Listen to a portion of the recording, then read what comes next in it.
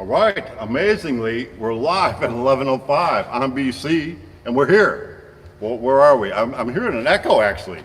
We're in a big building that not too long ago was a grocery store. We cleaned up the floor, we kind of fixed this and that. We did, in the backside over there, we're going to be doing boat repair. We were not going to be doing it, but we're working with a guy that's almost done back there.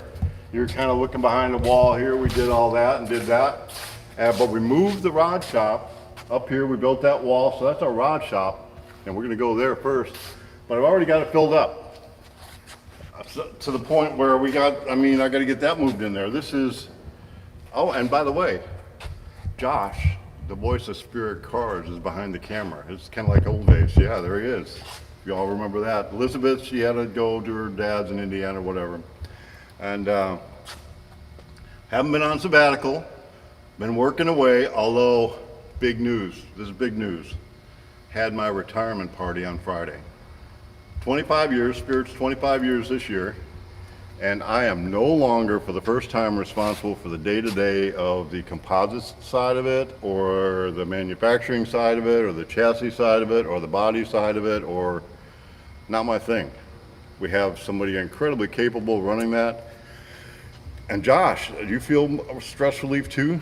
It took a pile off of you too. So corporate's running that and we're good to go. So I have moved up here to get the rod shop running. For years we have done turnkey cars.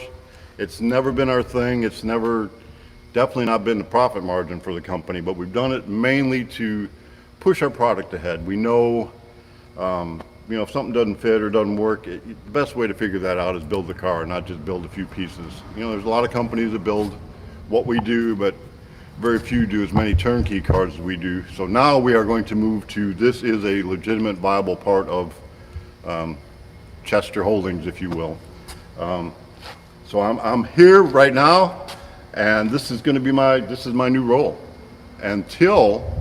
See this big empty space we just walked around? I can't wait till my job is just hang out over here and build cool stuff for the museum, which is going to be we're going to do consignment used cars, nice cars. So if you got something to sell, Josh is really good at working the internet. I think the last thing you sold, we helped a widow actually sell an old 5049 Merc. Yep. This thing was rough too. So we bought it from her and we sold it. I think it went to, where'd it go, Australia or somewhere? Yes. So it wasn't a nice car by any means, but it was a 49 Merc. So anyway, we've got a big internet presence. So if you've got something that you want us to help you sell, we're going to turn this into a nice, we'll get the floors painted and done, area to put your car, and then we can work the internet and all that. This car belongs to who? I don't remember. Mike Murray. Mike. So Mike, we're painting your body. This is over here getting ready to go into the assembly area. This is going to be a turnkey car. He's doing it in phases. So let's go and kind of show some of the stuff we've been working on. Oh, if anybody's here's what I'm really looking for. I'd like to have a giant fishbowl. I'd like to have a fishbowl about this big. We're going to put it right here. This will all have windows on it, so somebody can come in and they can look into watch us build our hot rod cars. But I do need a fishbowl in front of that. Nice goldfish.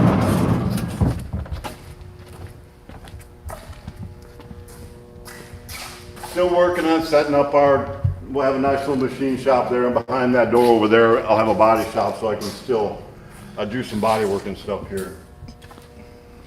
So, this is Tweety. Alan, we've talked about a lot of things, and I'm going to go over solutions. All these cars have had problems, but they're not problems, they're solutions. The radiator on this is not a Spirit car out front, just kind of a funky setup that didn't work.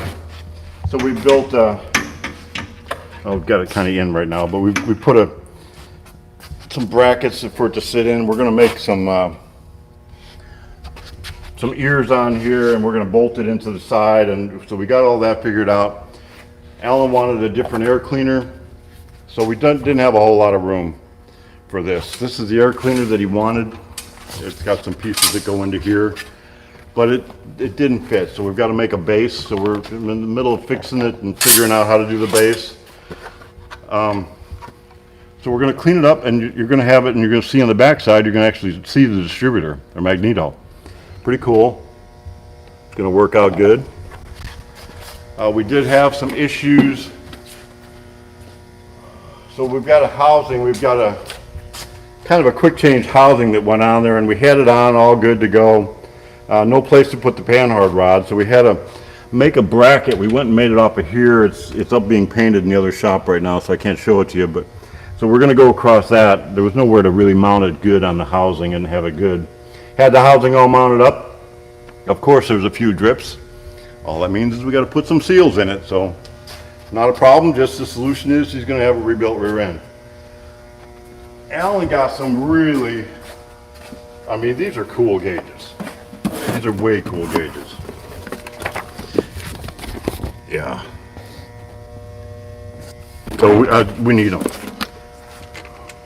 But the issue is, I'm not even going to call it a problem. The issue is it don't fit. I mean, you can see it's too big for the thing, but these gauges are so neat that we absolutely have to use these gauges. So I'm going to take, and this is fiberglass.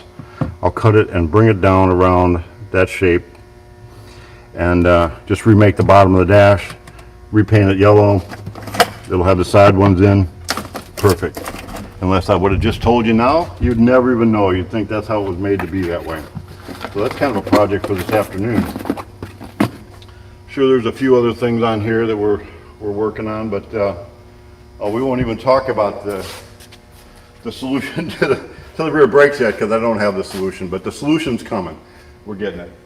Here we got Goalie. Goalie is actually truly, I don't know if it's being blocked, but we've got the top fitted on it. I've seen it over in the other shop. Windshield's mounted on it, and they're working on, so we're going to have paint on it here pretty soon. It's going to come over here, and this thing is not far away from being done. One of the things, we got this all together, and we couldn't turn the drive shaft. It was almost like the transmission was locked, and we were like racking our brain to figure out what the heck was going on. Simple problem, simple solution. There's just a piece that goes between the transmission and the motor. It's just plate. The plate that the starter bolts onto, and it just wasn't in there. It was just made it a little bit too tight, just wasn't working right, so we put the plate in there. Ta-da, all done. Other than that, this one's, as soon as I get that body over here, it's time to start wiring. Have I got a deal for you? We got this, I got this from Fast Daddy. Fast Daddy is a wheeler dealer trader. And this is nice. It's an old 58 Chevy truck. It was pretty clean to start with. We put rocker panels on it, and we put some new floor steps in there on both sides, and we put a cab corner on the other side. But overall, I mean, this thing is rust-free except for that, and it's just nice. So we're gonna sell this thing. I'm gonna turn it into like a daily driver and drive it around for a while to make sure. We're gonna leave the 6-cylinder in it, but we're putting a new radiator going through the motor to make sure everything's gonna be good there. Got some bed rails coming, so I'll put some new bed boards in there, so it's clean. Gonna clean up the interior and reupholster the seats, so when you open the doors, it'll be nice. I may even put air conditioning in there. I mean, we may think about that. But anyway, it's for sale. If you're interested in it, we could do it to whatever level you want. But the patina, I really like it. I mean, I like it like this. We'll put new glass in it, so it's cleaned up that way. So that's where we're gonna bring it to that level. So it's a good daily driver. You could drive anywhere, keep it for 20 years, and then have something that's probably worth a whole lot more than what you paid for it today. Buy a brand new truck and see what it's worth in about 10 years. So 58, it's a one only year kind of thing.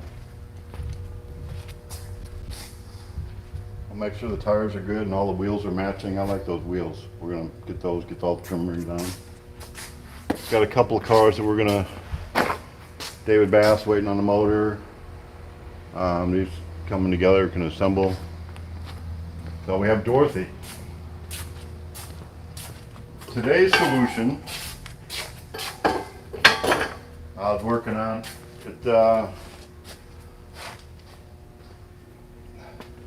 There's an awful lot in the motor here. Let's just kind of go through the motor, sorta. It's got a shifter that's an electronic shifter, so it needed a throttle position sensor. It's a Ford motor, but then we put these serpentine belts on it, which made the motor a little too far forward than what we normally have. So we had to, you can kind of see, we had to remake the motor mounts. So they're laying back some.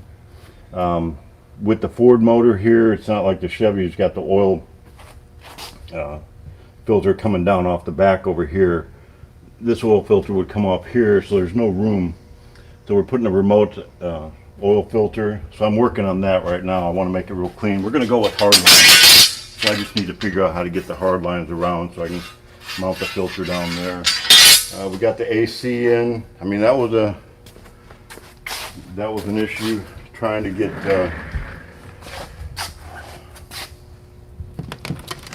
we've got that mounted up. Got the dryer and all that. The lines are coming through here. They're pretty nice and tidy. We still got to run our radiator lines. This come out, but we were going to go down the frame, but it wasn't working out that way. But this come out real clean. We wound up needing a 45 here, and we're in weird times right now. There's no doubt about the supply chain issues, and it's crazy times. If you watch the news, probably half the people that used to be watching us are out near death right now with the COVID. So hopefully all's well out there. But even in Arkansas now, you're supposed to be wearing masks. So, and then next door, everywhere, if you're out in public, you're supposed to be wearing masks. I just harassed our UPS driver. He drove by and told him I'm going to report him. He's sending some viruses down here. But bottom line is, respect somebody else's business. If it's somebody else's place of business and they want you to wear a mask or don't go in. Either one. I don't care. Our governor mandated it. The governor, we got a rhino Republican that's come from a political family. You can kiss my ass as far as that's concerned. But I will respect other people's positions. If you want to come here, you can wear a mask. You don't need to wear a mask. But Josh was telling me one of the companies we buy from is only allowed to have two. They're up in Illinois. Mm-hmm. Yeah, good for you guys up in Illinois. You pay huge taxes and get nothing for it. Riots, no protection. They can only have two machinists at a time to do their thing, so they are so far backlogged, it's crazy. We've got educators that are we have no VOTEX in our schools. We teach our young people that they just need to go to college to learn how to do, I'm not sure what they're learning how to do, other than to think they're entitled to something, have no skills, no jobs, no trades. So we got to send it over to China, and now we can't even get stuff back from China. It's screwed up. Not a problem. We're building our hot rods. There's only solutions, but right now, kind of a patience thing is a good thing. Tolerate each other. It seemed like the media would have us to be fighting with each other, and I'm not. I got no time to fight with anybody. I'm gonna send my opinion out there. If you don't like it, then find another channel, do whatever. But we're not to trigger time yet. We're still on Dorothy here. Gauges. Did you talk to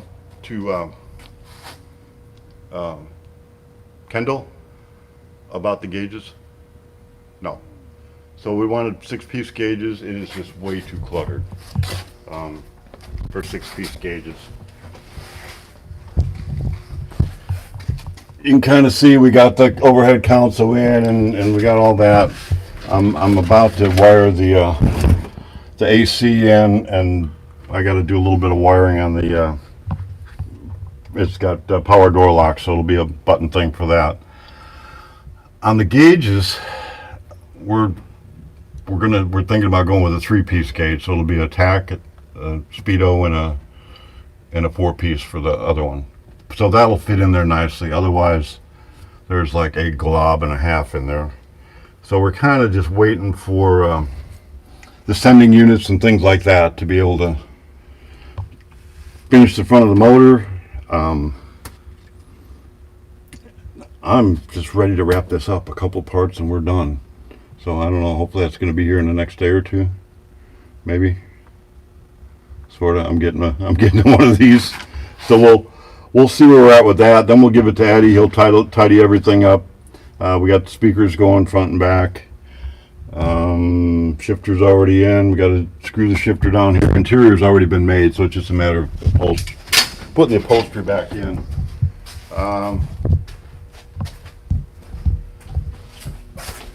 Got the tank in. Again, we're waiting on a sender to bolt that thing down. Put electric fuel pump on here, so that's all going that way. It gets a cover back here, so this will look good. This will just go on here when it's all bolted together, and there's the hood that'll go on. So we're just a few parts away from just tidying this thing up. So anyway, the good news is this is my new job. This is my, I don't have to worry about whatever is on the books. 30, 40, 50 cars are on the books. Yeah. A bunch. And we do appreciate that. And again, we've never really focused on doing turnkeys. It's always just been people ask if we would do it, and we do. And we've got several other ones that I think there's 11 on the books right now. Yeah. So part of what we want to do, we're gonna try to do this consistently again. So you got a good signal? Yes. Awesome. We've got a good signal, but we're going to have internet up here soon.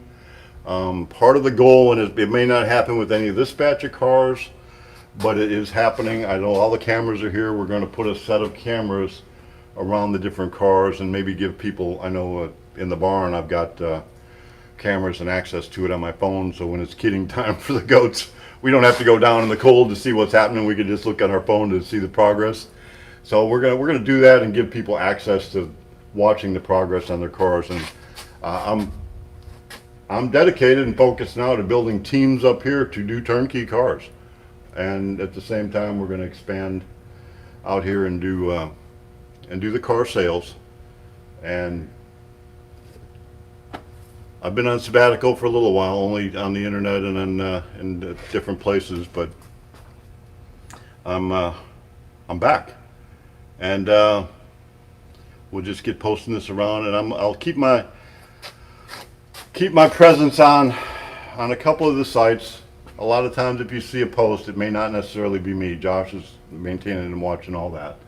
But I do monitor the Spirit Cars owners and builders, so I'm going to get on that today. Actually, we're going to post this on that, and I'm going to get on there, and I've seen some questions on there. The weekend after Labor Day, right, is the what do they call it? The car craze here in Flippin. If they're having it. Well, okay, it appears they're having it. Somebody from connected to it making decisions there asked me what I thought about it. They were talking about maybe not having it, asked me my opinion.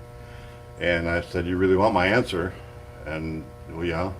I said, that would be the stupidest thing I ever heard, not to have it. So it looks like we're going to have it. We're going to have an open house here on Friday, which is the date, the Friday after Labor Day, whatever that is.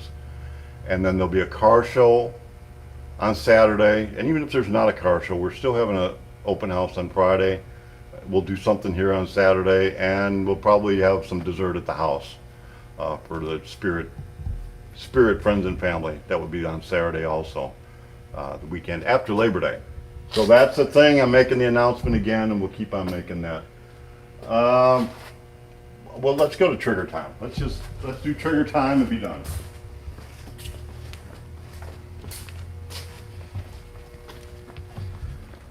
Now that I'm retired, I don't have to shave. I'm good. I got my old worn out hat. I got thinking, we're in crazy times.